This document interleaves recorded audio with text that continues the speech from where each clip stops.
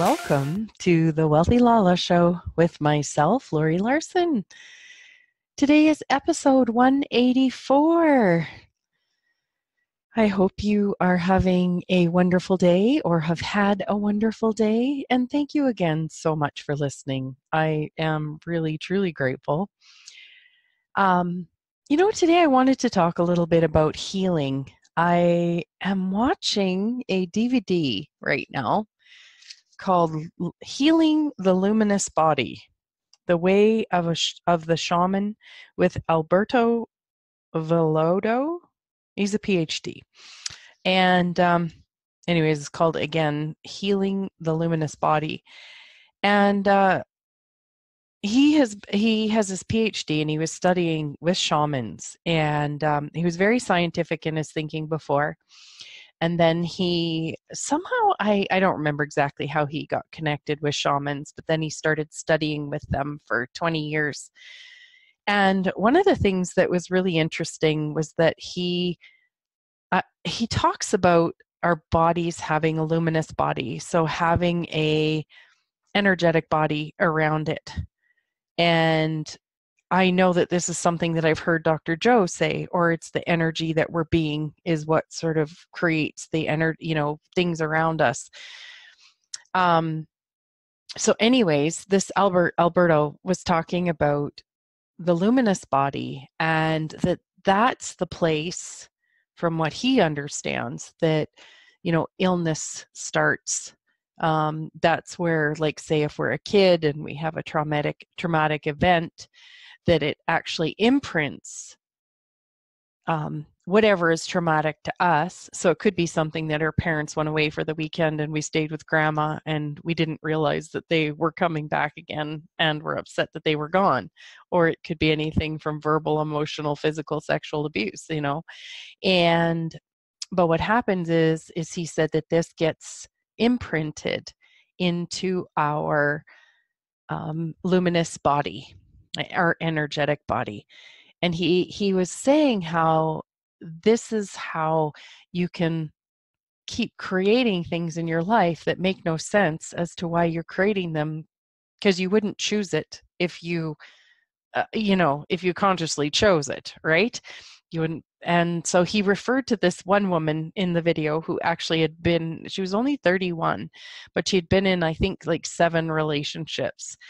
And all of them had been, they discovered in talking, were all very energetically the same. They were all the type that would abandon her. And what they had discovered was that she had an imprint from when she was younger of being abandoned. And so with that imprint in her field, it's actually like a beacon into the world saying, show up to me and abandon me, show up and abandon me, show up and abandon me. Isn't that fascinating? Like, isn't that just kind of crazy? But isn't it so fascinating? This stuff I'm just in awe of. And, in talking, I know I've talked a lot in the past about Dr. Joe Dispenza, and he talks about, and one of my favorite quotes that I've read before is, the quantum field responds not to what we want, it responds to who we're being. So if we're unaware that we're actually being this imprint of abandonment, or say an imprint of resentment, or an imprint of sadness or something, if we're not realizing that we're actually being that these energies are stuck in our body or in our energetic field, that we're basically attracting these, what we would call, negative situations into our lives, or things that aren't necessarily fun, that if we don't have the awareness of that, you could see how incredibly discouraging and frustrating that life could be. Wow, this is just making so much sense, because I know I talked on a couple of my shows this week, or at least one of them, about how I became aware last weekend of the fight that was in my world. And I wonder what kind of an imprint that I have in my world. So I'm asking the universe right now, show me, what is it, the imprint, make it really loud, let me have ease with it. Whatever that imprint is that continues to create the things that stick me in relationships, you know? Could be friends, could be with my hubby at times, you know, or just whomever. Yeah. Anyways, wow. So I found that really so interesting. And, you know, working 32 years in the healthcare field, you know, the last 10 of it for sure or more was, you know, going into the energetics of things. I'd already started taking and been taking classes of, you know, acupressure and Reiki and stuff like that, which are energetic modalities. But I didn't actually really believe it, you know. I still was pretty entrenched in the solidification, the solidity of this reality, and you got to see it to believe it and stuff like that. And oh man, the train left the station. Where was I going with that? Anyways, but really, it's like you get it when you get it. And I needed to hear it how many hundreds of times, this whole concept of energy healing, to finally be able to go, oh, we're energetic beings first. You got to change the energy if you want to change something. Oh, you know, now I feel like I've discovered something, like the next things and the best things and sliced bread. And yet it's been around for years, but it's new to me, even though it's not new to me. And I'm so grateful too that I'm at a space now too, that when I discover something, I don't actually go then judging myself thinking I was stupid that I didn't get it before. Now, I did used to choose that. I don't choose that. um, I would say very little, if at all, anymore. So how does it get any better? That is super awesome. So another thing that he talked about in this video was the idea of curing and healing, that our healthcare system, medical system, is based on curing. It's based on getting rid of illness, whereas shamanism and stuff like that is based on healing. And it said that you can actually have a curing without actually having a healing. And I was like, what? And then he talked about it a little bit more, that would be why someone would say, get cancer, get cured of it through, say, chemotherapy, surgery, whatever means, and then have it come back again, because it wasn't actually healed, it was cured. Now, this is what's really fascinating too, on the other side of it, is that he was talking about how he has patients in his world that choose the teachings and energy work and stuff like that he facilitates and promotes and uses and whatever. And he said that there are people that die with the stuff that choose what he does. And he said, but what he notices is that when they do, it's like they have a healing, but they don't have a curing, but they have a healing. And when they come to their death, it's without pain and it's incredibly peaceful. Like, wow, like, wouldn't that be awesome? Because reminding us all that we are all, I don't know if you guys know this, I'm not sure if I'm the first one to tell you, but we're actually all gonna die. So if, say, I believe this for me, that I chose to come into this life.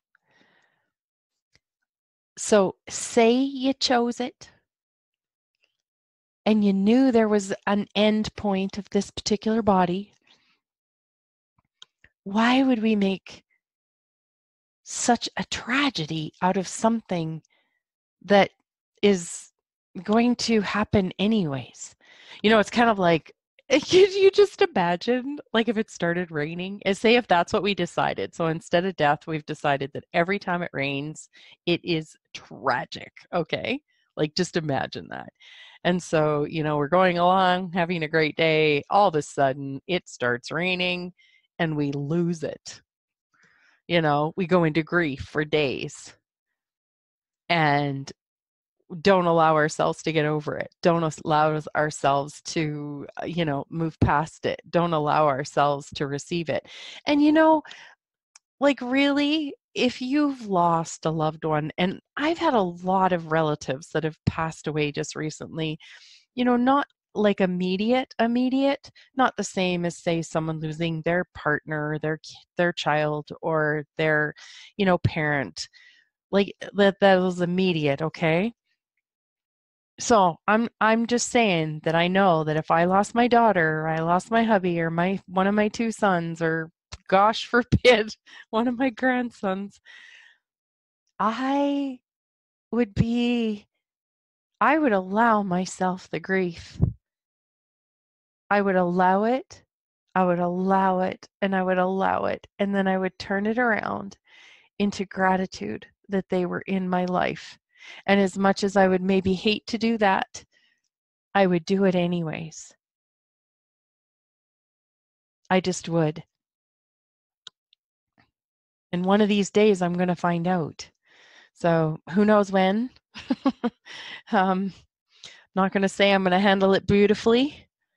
And I want to be inspired to the possibility of handling it as beautifully as I can. So yeah, and a lot of times, we don't really know what something's like until we've actually been faced with it.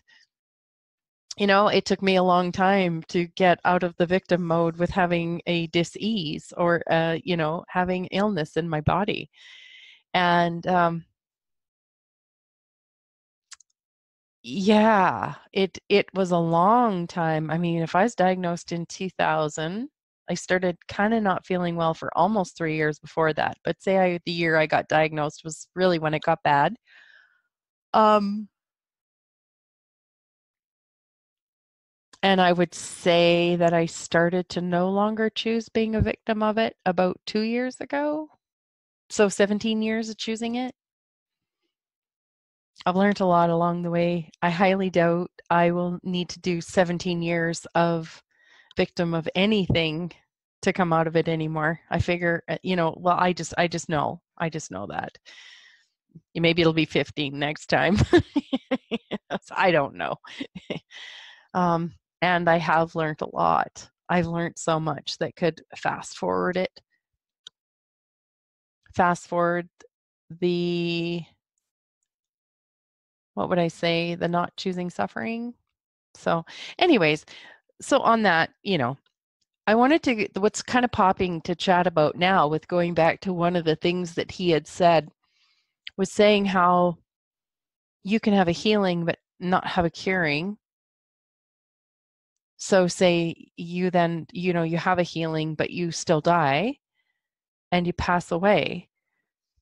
I love that because for me, it inspires me to still keep going. I would love to have a curing. I would absolutely love to have that. And I'm willing to receive it. And after hearing what he said too, I love knowing that I can also then choose to have a healing and be peaceful with the choice of death. What's really neat is Anita Morjani. I've been talking about her a little bit lately in my shows, and she's a woman who had cancer and then turned around and recovered from it. She had a near-death experience. She wrote an awesome book, probably my favorite book so far, Dying to Be Me. Sorry, Dying to Be Me. And oh man, I did it again. What the heck was I saying? Gosh, I scroll myself right out of something. What was it? But I guess, I just want to say that knowing that I could choose something peaceful in the end. Oh, that's what it was. Thank you. Thanks for reminding me. She just released a CD, a meditation CD I think it's called a near-death experience CD or something. I bought it as a download, a near-death experience. And in that actual meditation, she leads you to that place. And I found it incredibly fascinating that when I got to that place in the CD, that there was just a beautiful sense of relief for me. That, I'm not gonna lie, I've actually found emotionally for myself personally being here pretty hard a lot of the time.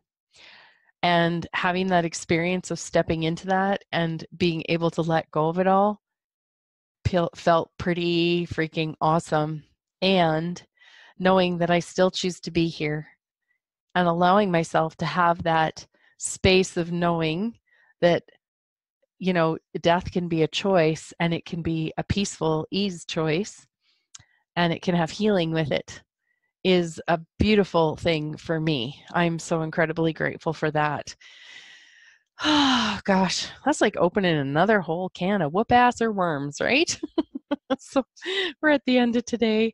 Thanks again so much for listening. You guys have any questions? Email me, thewealthylala@gmail.com. Big hugs, you guys. Have an amazing day.